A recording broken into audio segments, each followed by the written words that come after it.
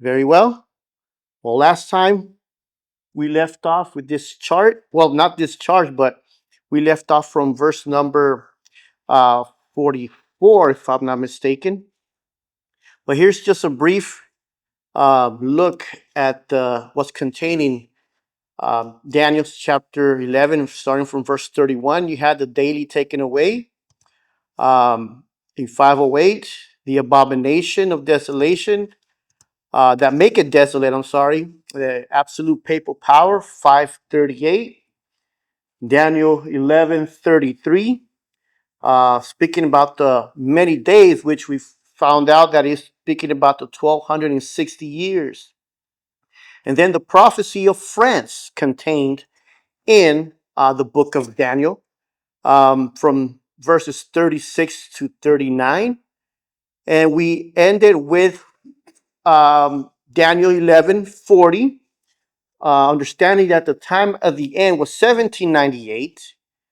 And this is the prophecy that we are going to be looking today. We should be ending this fourth and last part. So we saw that verses from 40 was talking about the battle of the pyramids between France, Egypt, and the Ottoman Empire. We saw how Egypt, in fact, did pay tribute to the Ottoman Empire according to verses 42 to 43. So now we are in verse 44. This is the last verse we read last time, and we will read it once again. It says, "But tidings out of the east and out of the north shall trouble him. Therefore he shall go forth with great fury to destroy and utterly to make away many." You know, just like we found that the prophecy of France is contained in Daniel 11, it is also found in Revelations chapter 11. And also in Revelations chapter 9 is the rise and the decline of the Ottoman Empire in verse number or chapter number 9. In chapter number 9, you have two prophetic periods contained in chapter number 9. One of them is about the 5 months, which is containing verse number 5. And the other is containing verse 14 and 15, speaking of the 391 years or 15 days. Now, we're not going to be looking at that, but that speaks of the decline of the Ottoman Empire. And after that decline, or during that decline, the Ottoman Empire was known as the sick man of the East or the sick man of Europe. And I'm mentioning these words because these are words that are going to be seen in this study. The sick man of the East or the sick man of Europe. So the verse says that out of the east and the north he shall be troubled. Now, if we look at this map, we see here where the Ottoman Empire is at. And towards the east, we see Persia. And towards the north, we see Russia. So these three right here, the east, remember, Ottoman Empire will be troubled by the east, which is Persia, and from the north, which is Russia. So what period are we going to be looking at? Because remember, this is a roadmap to find out when is that Michael will stand up or when is that the grace period will end. So when in time, when after 1798, did Ottoman Empire have a conflict with Persia? That was the Turco-Iranian War. This happened in 1821 and 1823. And this is the period where Ottoman Empire is being known as the sick man of Europe or the sick man of the East. And we read here, this conflict began in 1821 when the Persian governor of Erzurum gave protection to tribes fleeing Azerbaijan. Actually, the conflict was instigated by Russia, which was anxious to weaken the Ottoman position in the Greek Revolution. The Russians induced Abbas Mirza, son of Fath Ali Shah Kahar, to invade Ottoman Turkey. He did occupying Kurdistan and all the districts adjacent to Azerbaijan. As a countermove, the Ottoman viceroy of Baghdad invaded Persia but was defeated and chased back to Baghdad. In retaliation, Fath Ali Shah Qajar's oldest son, Muhammad Ali Mirza, laid siege to that city. His illness and later death lifted the siege, and the action shifted to the north. In the Battle of Erzurum, 1821, Abbas Mirza's army of 30,000 men defeated an Ottoman army of over 50,000. An epidemic of cholera precluded further action in the south, and the two powers ended hostilities with the Treaty of Erzurum on 28th July 1823. So this was the section of trouble out of the east shall trouble him. And this is in history, even in the Istanbul University. The Turkish Journal of History says right here, the Ottoman-Persian War of 1820-1823 ended in 1823 with both parties signing the Treaty of Erzurum, known commonly in the literature as the First Treaty of Erzurum. So before the Ottoman Empire was a fierce military, was a fierce power. But there's that decline. Now is not being as strong as it was before.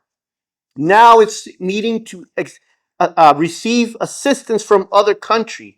Other countries came to help the Ottoman Empire to prevent its total destruction.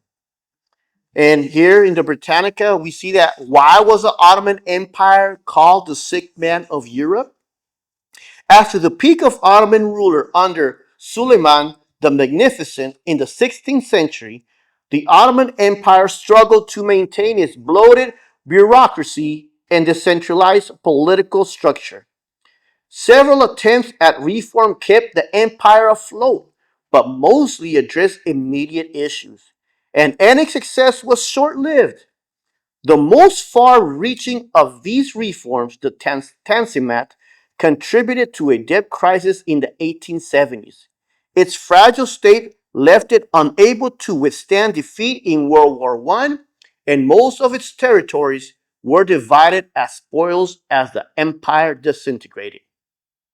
So that's the part of the knowing why he was a sick man of these. We see who troubled him in 1821, 1823. According to verse 44, it was the Persian. But then he also said that towards the north, right? Towards the north, he will be troubled. Well, that later, in fact, happened. The outbreak of the Crimean War. And this is interesting what I'm reading when I was studying this, because you have this happen 1821, 1854 to 1856, this battle. And Sister White had a vision in 1849, or at least she penned it. See, the four winds that is contained in Revelations chapter 7, the four winds are being held or told, are given the order to hold them until the 144,000 are sealed. Once they are sealed, the four winds are let loose, and that great tribulation amongst the nation takes place. That's a war that has not seen. That's death that has not yet been seen in that quantity. You know, you had the war of World War I, World War II, and you still have conflicts, but that is nothing compared to what Bible prophecy is speaking about, this great war that is in conflagration between amongst the nations. So I wanted to point that out because this was almost nearly fulfilled. The Ottoman Empire was almost destroyed, and Sister White had this vision. Then I saw four angels who had a work to do on the earth and were on their way to accomplish it. I saw Jesus clothed with priestly garments. He gazed in pity on the remnant, then raised his hands upward and with a voice of deep piety cried, "My blood, Father, my blood, my blood, my blood." Then I saw an exceeding bright light come from God, who sat at the great white throne, on the great white throne, and was shed all about Jesus. I saw an angel with a commission from Jesus swiftly flying to the four angels who had a work to do on the earth and waving something up and down in his hand and crying with a loud voice, Hold, hold, hold, hold until the servants of God are sealed in their foreheads. Revelation 7:3. I asked my attending angel the meaning of what I heard and what the four angels were about to do. He said to me that it was God that restrained the powers and that he gave his angels charge over things on the earth, and that the four angels had power from God to hold the four winds, and that they were about to let them go. And while they had started to let the four winds go, the merciful eye of Jesus gazed on the remnant, who were not all sealed. Then he raised his hands to the Father and pled with him that he had spilled his blood for them. Then another angel was commissioned to fly swiftly to the four angels and bid them hold until the servants of God were sealed in their foreheads. So I see this right here, that the destruction of the Ottoman Empire, or at least pushing them away from Istanbul, was not yet to be done. It was starting to be accomplished. Remember, you have that the East troubling him, and then the North also being involved. But what was the reason why it did not follow through? His people were not ready. They were not ready. You know, in fact, 1848, they started to know about the Sabbath day. They didn't embrace the Sabbath until 1848. So the word needed to go out for the people to know about the Sabbath. So the Crimean War. Crimean War fought mainly on the Crimean Peninsula between the Russians and the British, French and Ottoman Turkish, with support from January 1855 by the Army of Sardinia, Piedmont. The war arose from the conflict of great powers in the Middle East and was more directly caused by Russian demands to exercise protection over the Orthodox subjects of the Ottoman Sultan. Another major factor was the dispute between Russia and France over the privileges of the Russian Orthodox and Roman Catholic churches in the holy places in Palestine. And here in the first paragraph, we read, after Austria threatened to join the Allies, Russia accepted preliminary peace terms on February 1st, 1856. The Congress of Paris worked out the final settlement from February 25th to March 30th. The resulting Treaty of Paris, signed on March 30, 1856, guaranteed the integrity of Ottoman Turkey and obliged Russia to surrender southern Bessarabia at the mouth of the Danube. The Black Sea was neutralized and the Danube River was open to the shipping of all nations. So there was these nations involved. They got involved because they see that there's something important in this area. And like the vision was saying, the angels were letting them go. They were letting the winds go, but peace came, that Treaty of Paris, to prevent that from happening because God's people is not ready. So now we are left with this fulfillment. So Turkey is known as the sick man of the East, or as I said, the sick man of Europe. Another term for this conflict, this situation related to Turkey, is also known in history as the Eastern Question. How many have heard that term, the Eastern Question, before? The Eastern Question. What does this Eastern Question have to do? The Eastern Question diplomatic problem posed in the 19th and 20th centuries by the distinct disintegration of the Ottoman Empire, centering on the contest for control of former Ottoman territories. Any internal change in the Turkish domains caused tensions among the European powers, each of which feared that one of the others might take advantage of the political disarray to increase its own influence. You know what was the contest about mostly? who would possess Constantinople. See, Russia had eyes on Constantinople. It was known back then. Now I ask a question. Do you think that the pioneers, the Seventh-day Adventist pioneers, ever spoke about the Eastern question? Did you know that actually this Eastern question was launching fierce, with great power, the gospel because people were interested in this subject? In fact, Sister White wrote about it. She said, Elder Smith, that's Uriah Smith, spoke with great clearness, and many listened with open eyes, ears, and mouths. The outsiders seemed to be intensely interested in the Eastern question. He closed with a very solemn address to those who had not been preparing for these great events in the near future.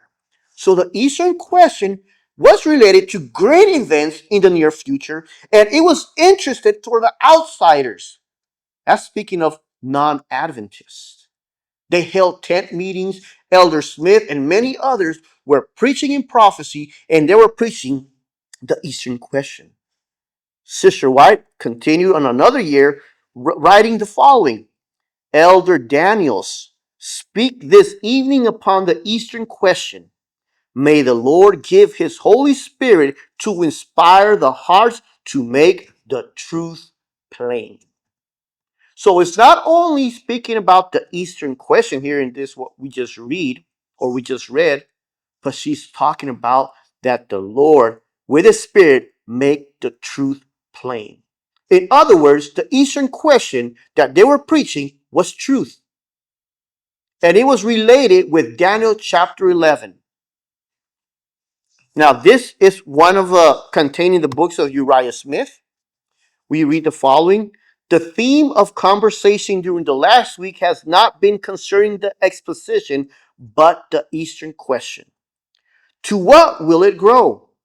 Will there be war? What is Russia going to do? What position are the Western powers going to take? These are questions discussed not only in the cafes and restaurants, but in the corps legislative. Perhaps I cannot render better service at the present time than to group together some facts in regard to this question, which, according to present indications, are to engage the immediate attention of the world.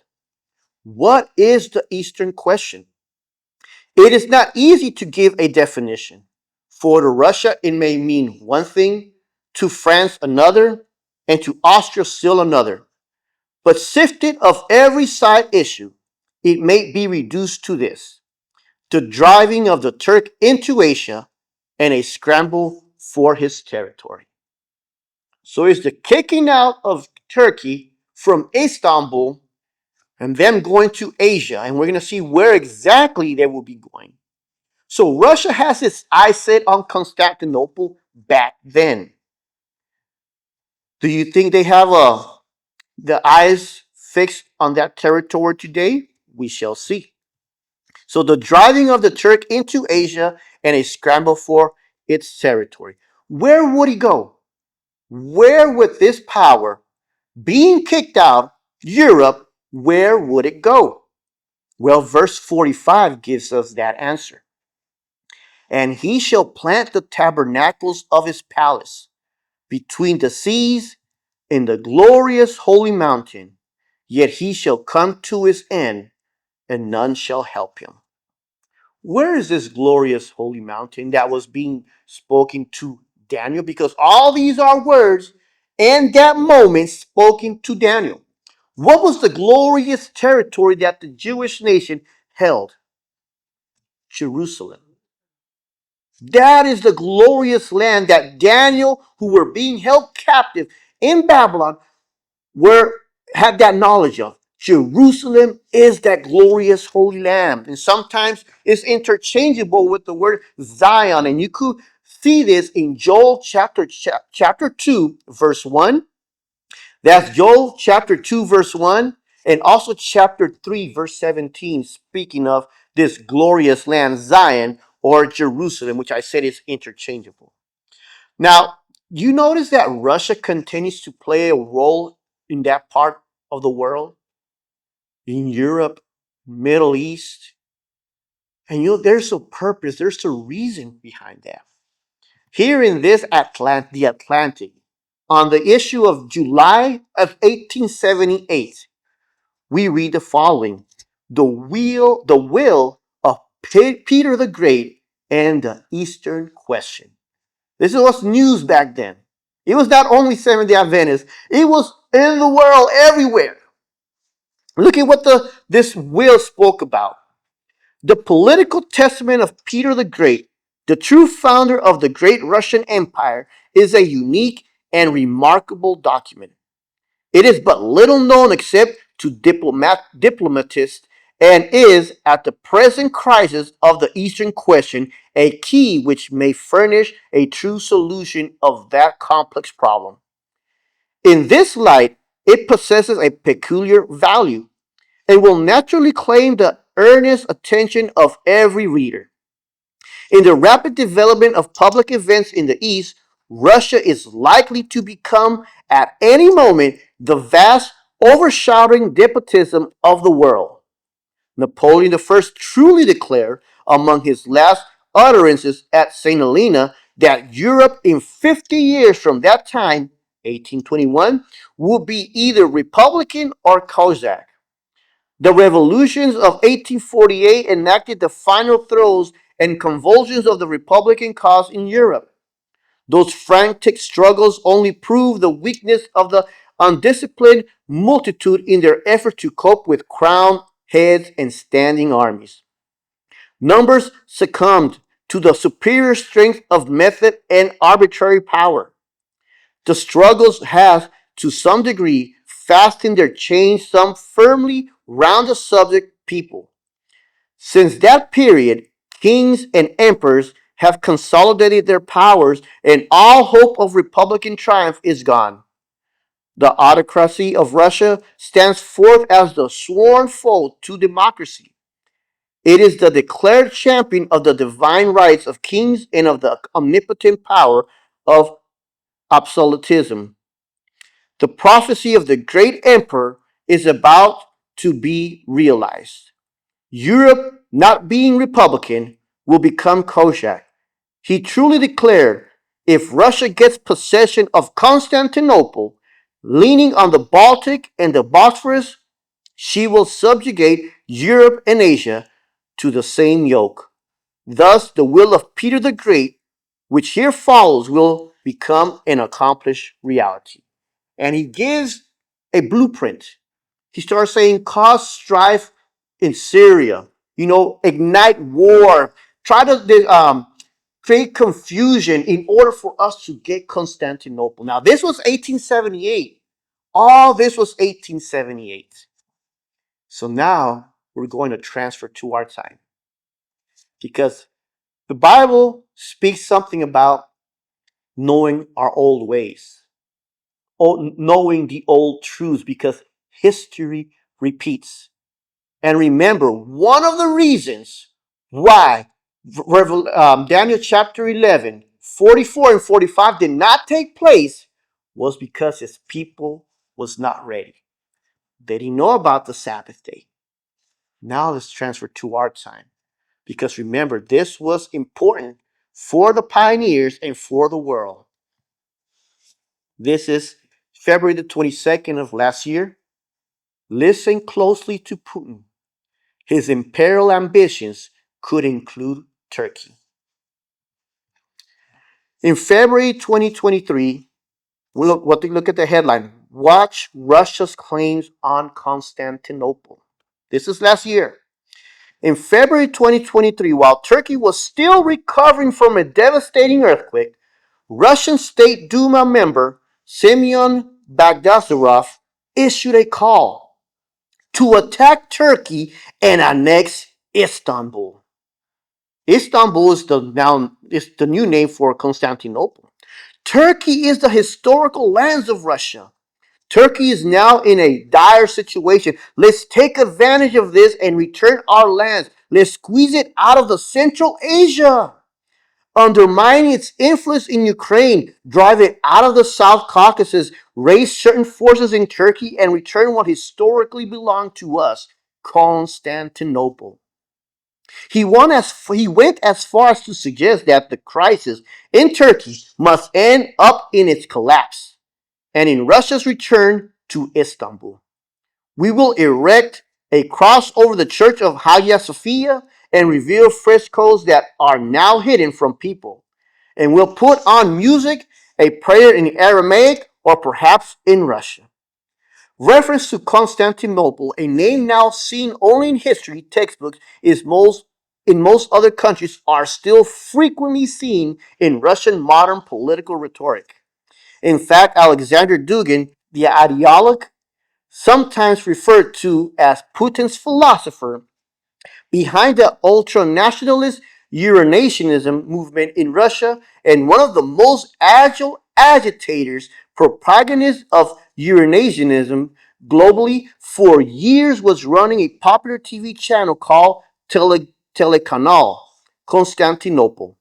Later, he became a mastermind of the Russian Orthodox TV channels Sargard, which is owned by Russian oligarch Konstantin Malafeyev, currently on the European Union sanction list for his support of the 2014 invasion of Ukraine. Tarsanos is another name used within Russia for contemporary Istanbul, meaning the city of the emperor. Another reminder of Russia's imperial nostalgia for control over the Black Sea. This article continues to say Russia's historical grievances have become particularly evident in times of crisis. For instance, in December 2015, a Russian Sukhoi Su-24 tactical bomber violated Turkish airspace and was downed by the Turkish Air Forces. As BBC Russia put it at the time, the event brings to mind the long and dramatic history of the Black Sea Straits, including Russia's past claims on Turkish territories. In November 1940, then Premier of the Soviet Union, Joseph Stalin, reportedly told the head of the Communist International that the USSR will drive the Turks out to Asia. What kind of Turkey is this? There are 2 million Georgians, one of half a million Armenians, 1 million Kurds. There are only 6 to 7 million Turks. And according to Russian historian Alexander Goryan, Stalin planned to invade Turkey from the Caucasus and Bulgaria at the end of World War II. But that plan went down the drain with Ankara's joining the anti-Hitler coalition in February 1945. So once again, the four winds were being held. Why? His people were not ready. In fact, in that time, the Seventh-day Adventist was going through some controversy. You guys ever heard of Leroy Froome? What was he doing in the Seventh-day Adventist Church? Trying to introduce a doctrine that the pioneers did not hold. And it was a controversy. And what did he say? I'm going to wait for the old timers to die, and then I'm going to go with full energy, bring in the doctrine of the Trinity. So there was controversy in the church. God's people were still not ready. These were always the plan. Russia has always aimed to try to take over Constantinople, or Istanbul as it is known today. But God people was not ready back then. But what has happened? Many people have arisen. Many people are going to the old past, the old truths that the pioneers once had. And for what? For the people to get ready. To get ready for what? To give the loud cry. And I'm not just speaking about that one doctrine that we sometimes tend to focus on, the doctrine of the true God, because there are many truths that they held to and need to be brought back. In fact, I don't know if you guys heard, there are many ministries that are part of the organization are speaking about the Eastern question. They're speaking about the King of the North in relation to Turkey. So now let's continue to see news for our time so that we can see that we are living towards the end. Russia's Crimea plan detailed, secret, and successful. See, remember the plan was take Crimea, Peter the Great's will in Last Testament, take possession of these areas, create strife in Syria. Here's another headline: Turkey, the sick man of Europe. Same language that was being given back then is being brought back again today for our present time. Turkey, the Eastern question is back. This is 2016. And people all around the world, God's people, are waking up. And here's another one. Turkey's Erdogan calls for Islamic alliance against Israel. You remember what verse 45 said of chapter 11 of Daniel? That he shall transfer its capitals to the glorious land. See, one thing I want to point and make clear here. Ottoman Empire did control Jerusalem at one point.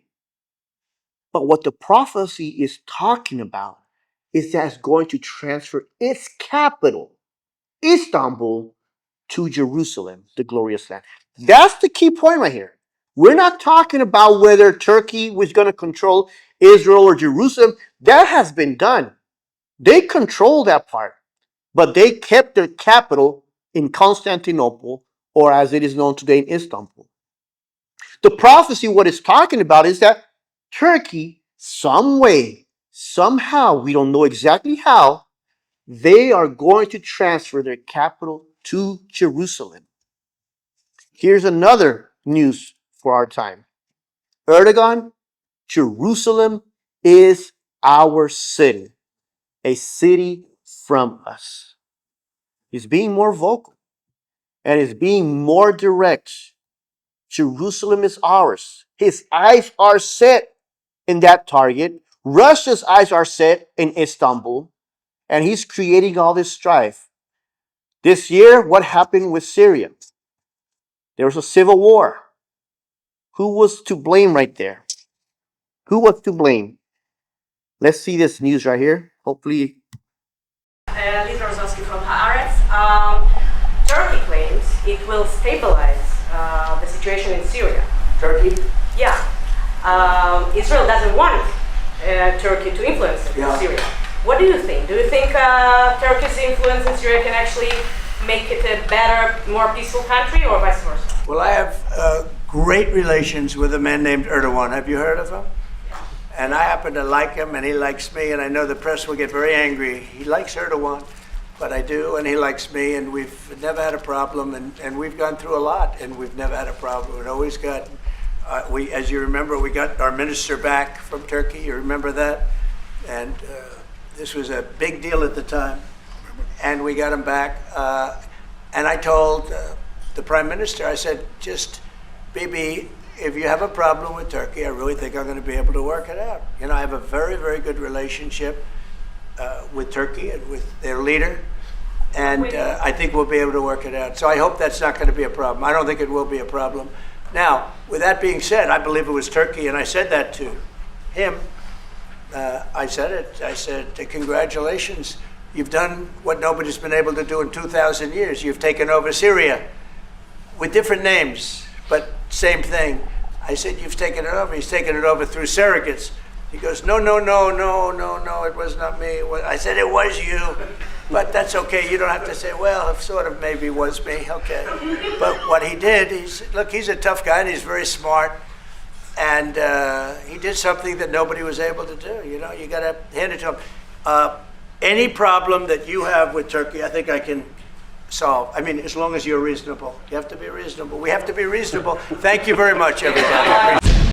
So the government sees these conflicts in the back. We don't tend to see them, but the ones who are keeping an eye on this prophecy, and I think we should, and you'll see why we are to keep an eye on this, because it's very important for us to be ready. So he's seeing some interest right there with Turkey, and Israel is a little worried. And if he has any issues, well, United States, I could help out. I could try to bring peace to this. But prophecy is the word of God. It will be fulfilled. The world's most greatest, the greatest powers in this world, there's something they can't do. They can't stop what the word of God has already foretold. Men are going to try to say, peace, peace. But what does the scripture say when they call for peace? Sudden destruction. Look at this other. This is things that are happening inside Turkey. This is subtitle, so hopefully you can see this.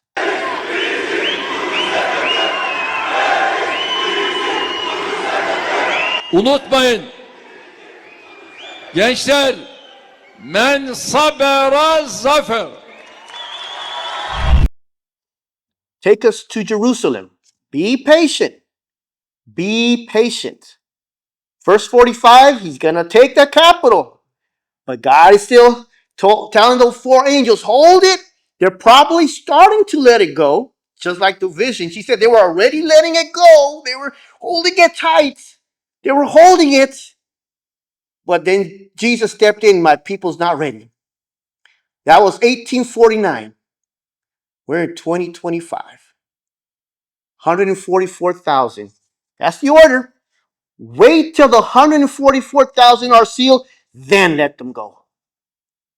How there were people being sealed in the 144,000 during the pioneer times. Are we reaching that number now? Are we reaching that point where the 144,000 are almost all sealed? Why is this important? Why is it important to know this prophecy that when Turkey transfers its capital to Jerusalem, why is it important? Why was it important for Gabriel to start giving details of every single power from Medo-Persia, from Greece, from Rome, from France, from Russia, Persia, to Ottoman Empire? Why? Because he wants you to know that his word is faithful and he's given us a roadmap so that we can be ready. Ready for what? For when this happens, the next chapter says, and at that time shall Michael stand up, the great prince, which standeth for the children of thy people. And there shall be a time of trouble, such as never was since there was a nation, even to the same time. And at that time thy people shall be delivered, every one that shall be found written in the book. So what does standing up mean? Well, the same chapter gives us that.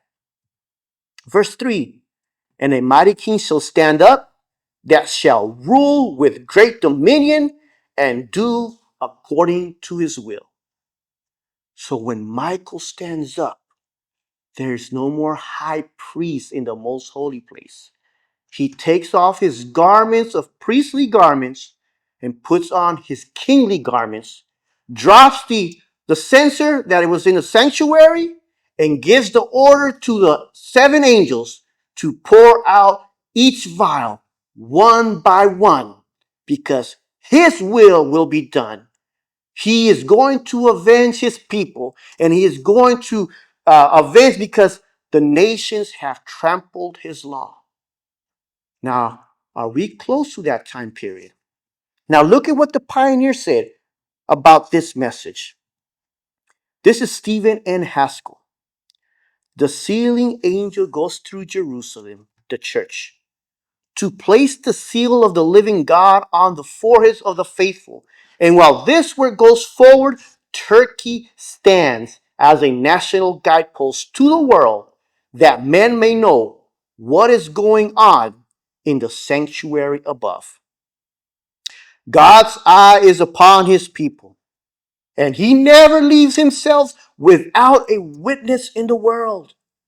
No man knows when Turkey will take its departure from Europe, but when that move is made, earth's history will be short. Then it will be said, he that is unjust, let him be unjust still. And he that is righteous, let him be righteous still. Today is the day of preparation. The fate of Babylon, Medo-Persia, Greece, and Rome is recorded for the edification of the nations of today. And the lessons taught by all center in the events just before us. While the world watches Turkey, let the servant of God watch the movement of his great high priest, whose ministry for sin is almost over. The work of Christ is about to finish. And the question is, are we ready? You guys know about the Sunday law, right?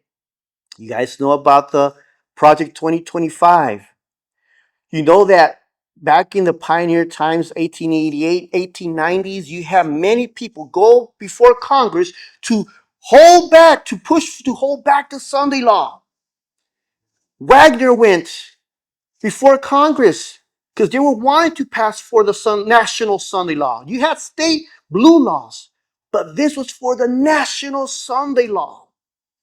And they detained that because Sister White does say we need to speak against it. We need to vote against it. And that is what they were doing. And what is happening today? How about that anti-Christian task force? You know, the president, he made that announcement. He was putting it in office. They have a place in office right there. But nothing has been said. It's all we know that there's a task force there. And there's a prophecy also written. Look at what it says right here. In order for the United States to form an image of the beast, the religious power must so control the civil government that the authority of the state will also be employed by the church to accomplish her own ends. April the 22nd, something occurred. The Anti-Christian Movement Task Force held their first meeting. And I'm going to play that video. And I want you to pay close attention to the purpose of this meeting. Thank you all for joining us today. We're excited to be here for the launch of the Task Force to Eradicate Anti-Christian Bias as outlined in the President's Executive Order. Joining me today are members of the task force and individuals who have been impacted by the anti-Christian bias. Together, this task force will identify any unlawful anti-Christian policies, practices, or conduct across the government, seek input from the faith-based organizations and state governments to end anti-Christian bias, find and fix deficiencies in existing and regulatory practices that might contribute to the anti-Christian bias. Seek input from whom? Religious organizations. And after that, they asked the reporters, please step out. We're going to have a closed meeting. They closed the doors. Nobody was there allowed to listen. But they want to listen for the inputs of what the religious bodies have in mind so that this anti-Christian task force could operate well. Here's something that they will be looking at. Project 2025, Sabbath rest. God ordained the Sabbath as a day of rest, and until very recently, the Judeo-Christian tradition sought to honor that mandate by moral and legal regulation of work on that day. Moreover, a shared day off makes it possible for families and communities to enjoy time off together, rather than as atomized individuals, and provide a healthier cadence of life for everyone. Unfortunately, that communal day of rest has eroded under the pressures of consumerism and secularism, especially for low-income workers. Congress should encourage communal rest by amending the Fair Labor Standard Act to require that workers be paid time and a half for hours worked on the Sabbath. That day would default to Sunday, except for employers, not employees, employers with a sincere religious observance of a Sabbath at a different time, Friday sundown to Saturday sundown. The obligation would transfer to that period instead. House of worship, to the limited extent they may have FLSA covered employees, and employers legally required to operate around the clock, such as hospitals and first responders, would be exempt, as would workers otherwise exempt from overtime. You know what's this seems to be soft at the beginning, right? But you know what will be the aim? Where do you think the employers will be saving more money? How many people, where do you think the majority is at? Those who keep the Saturday as Sabbath, or those who keep Sunday as Sabbath? Where do you think the majority is at? Sunday. So if the employer, instead of paying time and a half to lots of people who probably keep Sunday, they could probably just say, you know what, this is too expensive. I'll just shut Sunday down and just continue to work on Saturday. Because there's less people who honor the Sabbath day or Saturday. So we'll test the waters right there. But Sister White also says that many are going to try to force us to work on the Sabbath day. And just take this into consideration. You got high inflation.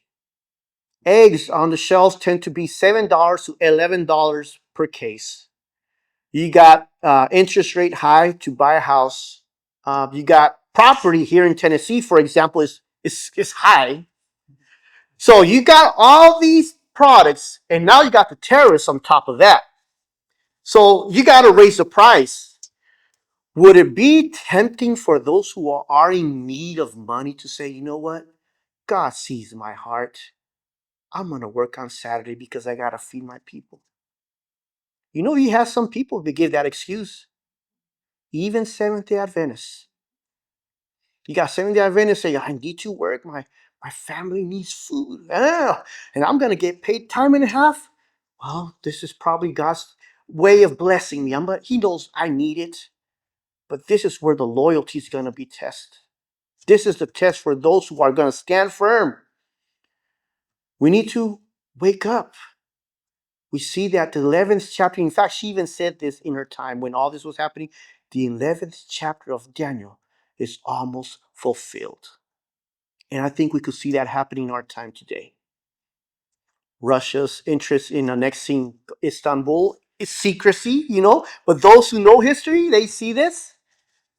And God's people who are bringing back the old truths are preaching this to those about the sign as the guidepost, as Stephen N. Haskell put it, that Turkey stands as a guidepost. For what? For us to see the movements in the most holy place. Let us pay close attention to this prophecy. And more importantly, let us get ready. That is the most important thing, to get ready. To preach the truth, all the truths. All the truths that the pioneers had. And Sister White said, we are living in the full blaze of truth. Something I want to point out for us, the people who will listen to this message. If the people would have embraced the 1888 message, holding to the principles of not being Trinitarian, they would have gone to heaven. Non-Trinitarian, okay? Just pointing it out. They were non-Trinitarian. You could look at the 1889 fundamental principles. They were not Trinitarian. And if they would have embraced the 1888 message, they would have gone to heaven. The four winds would have been let loose.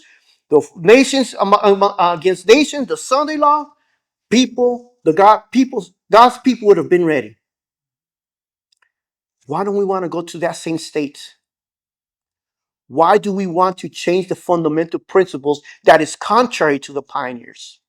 We're actually risking salvation because we're eradicating the fundamental principles that they had, and all they needed was to embrace the 1888 message and they would have gone to heaven. Let us embrace that same message that was being given and live it. And let's preach this message that the pioneers had, because time is running short.